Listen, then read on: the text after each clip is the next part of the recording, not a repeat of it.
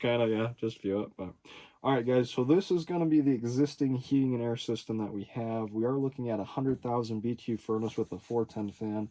It's quite a different size system. It's a Duquesne tallboy setup, 17 wide by 47 top to bottom on the system. For the new one, we're probably going to go 17 and a half and do an 80,000 depending on the heat loss calculation that I run. And then we can build up a base can a little bit higher to lift up the system, prevent anything, because he does have a sump pump. If this thing does end up flooding down here for any reason, it will protect the system for them so they don't have any issues with water backing up into it. We also have 3-inch exhaust or fresh air right here, and then the exhaust is going to be right over here for the system, which is perfect. We can tie into those and reuse them. The points I would tie into is I'd go ahead and redo from right about here on both of them. So we can go ahead and clean those out. This one has a little bit of a leak. I want to get that changed out completely, and you can see the same thing on the bottom one. The electrical connection and fitting is going to be right here.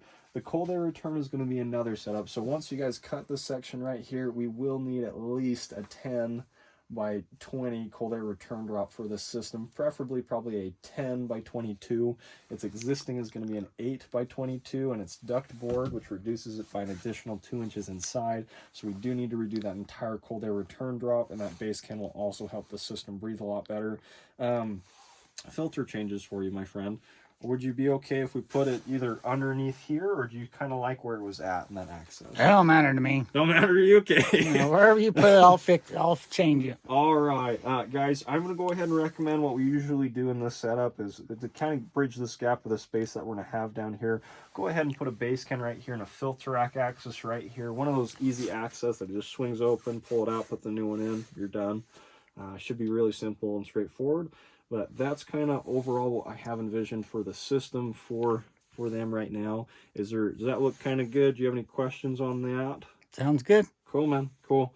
Only other thing I'll bring up, guys, in this video is we'll kind of also do a AC coil up here, possibly, depending if they'd like to do air conditioning. This will be the half of the section. And coming up top, I want to show you guys basically, so we would run line set, most likely somewhere out here, possibly out there, but I'd probably prefer this area because that's accessible and the floor joists are all running that direction. We'll kind of take a look and kind of see what's the best access for them and go from there. Okay. Cool, man. Thank you much.